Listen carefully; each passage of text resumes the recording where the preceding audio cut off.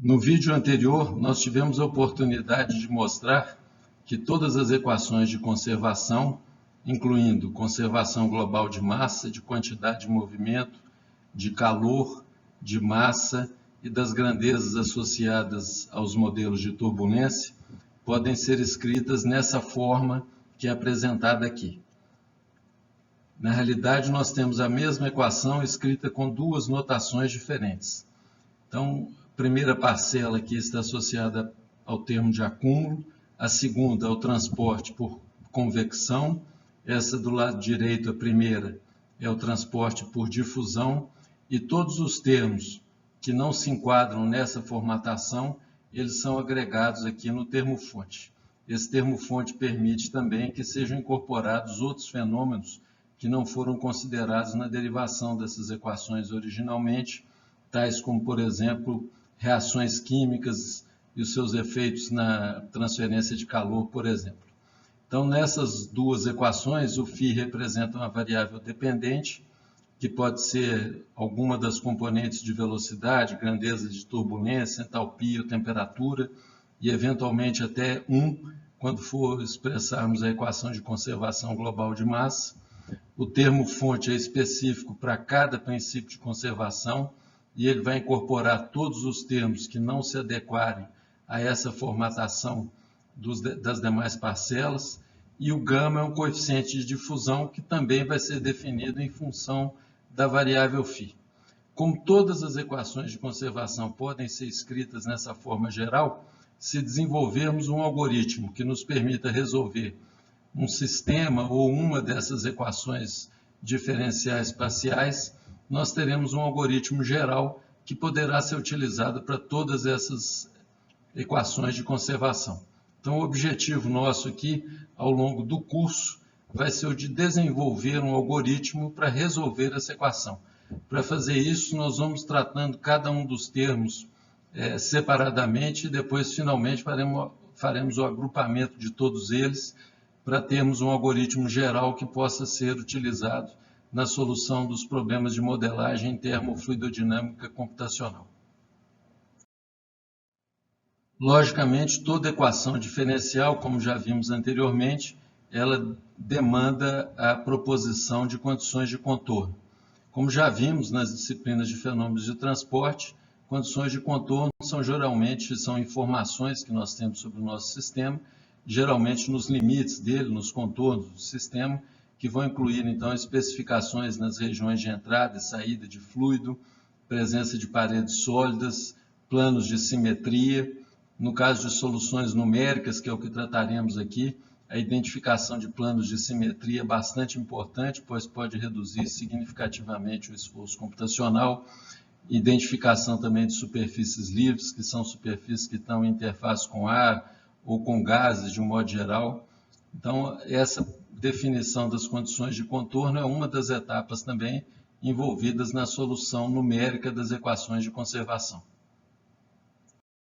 Finalmente, no caso de problemas transientes, ou seja, quando queremos caracterizar a variação de características do sistema com o tempo, nós precisamos também de especificar condições iniciais, que seriam as condições do sistema no instante em que disparamos a contagem de tempo.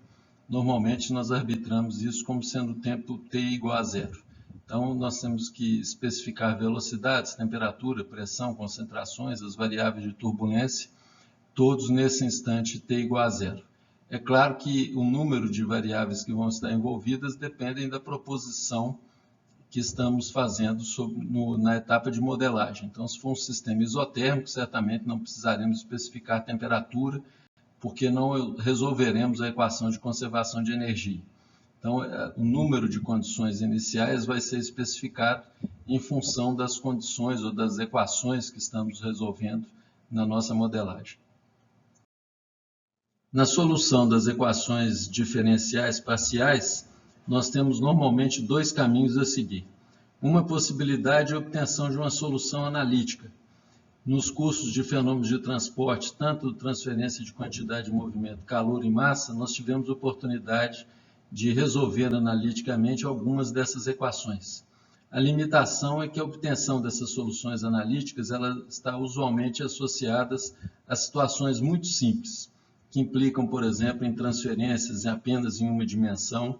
Eventualmente, em alguns casos bidimensionais também nós podemos obter soluções analíticas, mas com restrição de propriedades físicas constantes, o que faz com que esses problemas sejam caracterizados como problemas lineares. Essa solução das equações, na forma analítica, conduz à obtenção de equações representando a variação dessa variável dependente em função de posição e do tempo também no nosso sistema. Então, o resultado de uma solução analítica é sempre uma equação que vai permitir que a cada instante de tempo e a cada posição no interior do domínio, nós calculemos as variáveis dependentes de interesse. Aqui nós temos um exemplo genérico do que seria uma solução analítica. Então, imagino que na solução de um problema de conservação de quantidade de movimento, nós obtivéssemos essa equação diferencial representando a variação da velocidade x ao longo da posição y. Se chegarmos numa equação como essa equação ela comporta uma solução analítica, como apresentada aqui, onde temos então a variação de Vx com y e também em função de duas constantes, que são constantes de integração, cujos valores vão ser determinados através das condições de contorno. A característica das soluções analíticas é que elas são contínuas. O que significa isso? Significa que em qualquer posição y no interior do nosso domínio, nós podemos calcular o valor correspondente de velocidade. Então, se jogarmos um valor de y, por exemplo, 0,1 metro, e calcularmos a velocidade, nós poderíamos recalcular a velocidade numa posição equivalente a 0,1 metro acrescido de 1 nanômetro, por exemplo, e recalcularíamos a velocidade. Então, as soluções analíticas, elas sempre são funções contínuas, descrevendo a variação da variável dependente ao longo do tempo e ao longo das coordenadas de posição no interior do domínio.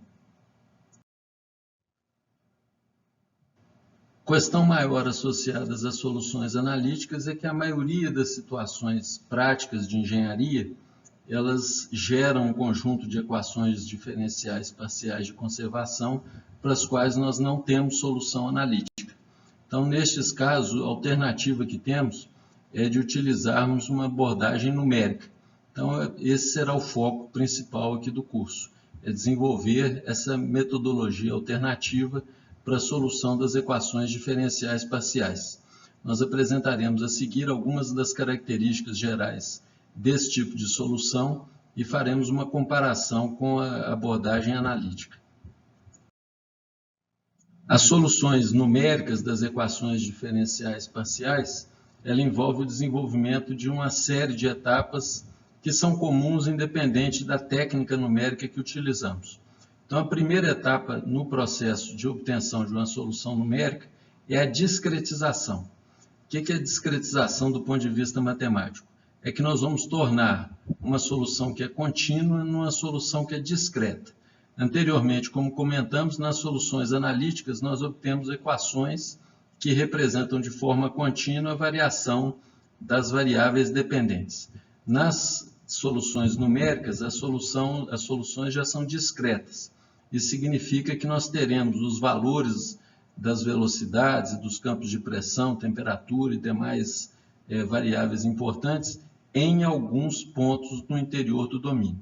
Esse número de pontos ele pode ser um número muito grande, pode ser 1 milhão, 2 milhões, mas é sempre um número finito de pontos, diferente do caso de uma solução contínua, onde podemos obter valores em uma infinidade de tempos e de coordenadas no interior do domínio. Então, todas as soluções numéricas elas têm essa característica, elas são discretas. Nós vamos determinar valores das variáveis φ em alguns pontos do domínio. Então, temos que fazer a discretização do domínio e também discretizar as equações de conservação de quantidade de movimento, calor, massa, para poder desenvolver a solução. Então, como está afirmado aqui, nós vamos determinar os valores das variáveis em determinados pontos e também em determinados instantes de tempo. Esses pontos são normalmente designados como pontos nodais ou nós. Então, uma outra etapa que nós teremos que desenvolver é de transformar o nosso sistema de equações diferenciais parciais em um sistema de equações lineares. Então, o que é resolvido é um sistema de equações lineares que vai nos permitir, então, determinar as grandezas de relevância em alguns pontos no interior do domínio. Essa figura ela ilustra uma discretização de domínio. Quando nós fazemos essa discretização, se fala que nós criamos uma malha de pontos. Aqui tem um exemplo, o que está sendo mostrado aqui é um domínio onde foi feita a simulação de escoamento. Isso aqui é um duto por onde está entrando um fluido no interior de um recipiente que tem uma superfície inclinada aqui na sua saída que permite o transbordamento do fluido. Então, o domínio aqui, a gente está vendo apenas a discretização nas superfícies expostas deste volume, mas isso é feito também no volume, essa divisão em elementos de volume. Cada regiãozinha dessa aqui representa um pequeno elemento de volume e no interior de cada uma delas vai existir um ponto nodal no qual nós iremos fazer a avaliação das diferentes variáveis de relevância para nós. Então, nesse caso, nós definiríamos uma região de entrada, especificaríamos as regiões de superfície livre, isso tudo feito após essa discretização do domínio. Essa etapa aqui tem o controle total do usuário. Nós podemos utilizar uma malha mais refinada, uma malha mais grosseira, inclusive com dimensões variáveis no interior do domínio. É nessa etapa de discretização que também transformaremos as nossas equações diferenciais em equações de discretização que serão sempre equações lineares envolvendo os valores das variáveis dependentes φ nos diferentes pontos nodais e também ao longo do tempo. Então, o resultado da solução desse sistema de equações vão ser os valores dessa grandeza nos pontos nodais em diferentes intervalos de tempo, espaçados de um salto de tempo que nós especificamos. As equações, então, de discretização, elas vão ser equações algébricas, no caso, vão ser sempre equações lineares, relacionando os valores das variáveis dependentes nos diferentes pontos nodais. Ela é obtida, ela é derivada a partir da equação diferencial, o que significa dizer que ela representa o mesmo princípio físico, que vai ser um princípio de conservação de alguma grandeza, e uma regra geral é que à medida que nós vamos utilizando uma discretização mais fina, usando um número maior de nós, a solução da equação diferencial ela vai gradativamente se aproximando da solução exata da equação diferencial.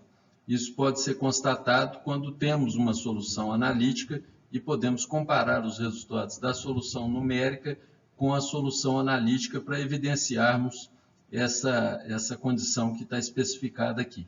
Quando isso não é possível, a única forma de certificarmos a validade da solução numérica é a comparação com dados experimentais através de uma etapa que é chamada geralmente de validação do modelo, onde aí são feitas duas espécies de validação. Uma delas é verificação se nós estamos resolvendo certo as equações diferenciais. E a outra é se nós estamos utilizando as equações diferenciais certas. Uma depende da formulação do problema e a outra depende da técnica numérica utilizada. Há proposto já na literatura diferentes técnicas, diferentes métodos de discretização.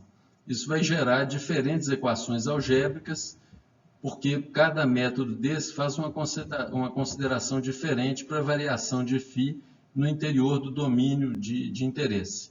Então, uma regra que é observada, uma condição que é observada também, é que independente da técnica que estejamos utilizando na discretização, à medida que o número de nós aumenta, ou seja, que vamos utilizando uma discretização cada vez mais fina, com maior número de elementos de volume, tendemos a ter a mesma solução independente do método de discretização que vamos utilizar.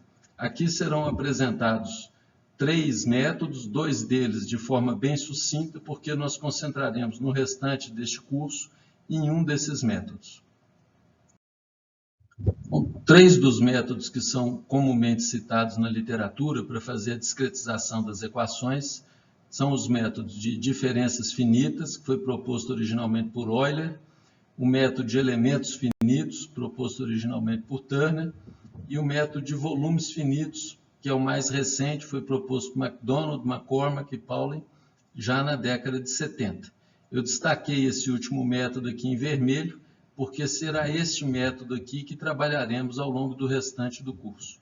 Nos próximos slides, nós daremos uma fundamentação bem sucinta sobre essas duas técnicas.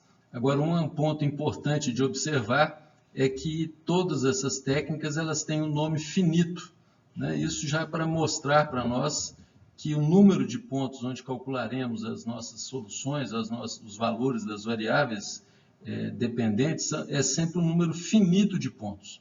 Esse número finito pode ser muito grande, mas nunca será um número infinito de pontos, como é aquele caso das soluções analíticas. Então, comentando um pouco mais sobre o método das diferenças finitas, este método é baseado no desenvolvimento de série de Taylor. Então, eu coloquei um exemplo aqui. Imagine que nós tivéssemos 3 pontos nodais e estivéssemos resolvendo, por exemplo, um problema de transferência de calor unidimensional. Então, o φ seria, por exemplo, a temperatura. Então, através de desenvolvimento de séries de Taylor, nós poderíamos expressar o valor das grandezas φ1, φ2 e φ3, fazendo o desenvolvimento em série de Taylor e considerando o espaçamento entre esses pontos nodais. Aqui, por simplicidade de notação, eu arbitrei que os valores de espaçamento Δx são constantes, ou seja, a distância do ponto 1 para o 2 é igual a do 2 para o 3. Então, desenvolvendo séries de Taylor, tanto para o ponto 1 quanto para o ponto 3, nós obtemos essa solução, essa proposição, essa equação. Vocês notem que nesse caso foi feito um truncamento, porque a série de Taylor é uma série infinita, e aí dependendo do número de termos que nós utilizamos, nós vamos ter mais ou menos acurácia na proposição da solução. Então, eu vou apresentar uma das formulações que vai nos permitir, então, associar os valores dessas grandezas em função dos valores das derivadas delas obtidas a partir da série de Taylor. Se utilizarmos as equações anteriores, nós podemos, então, definir valores para as derivadas da função. Então, no caso de dφ dx, avaliado no ponto 2, ele pode ser estimado usando a diferença entre o valor da grandeza dependente, por exemplo, temperatura no ponto 3, menos a temperatura no ponto 1, dividido por 2 vezes o Δx. Isso é uma formulação aproximada que vai se tornando cada vez mais correta à medida que formos diminuindo o valor de Δx.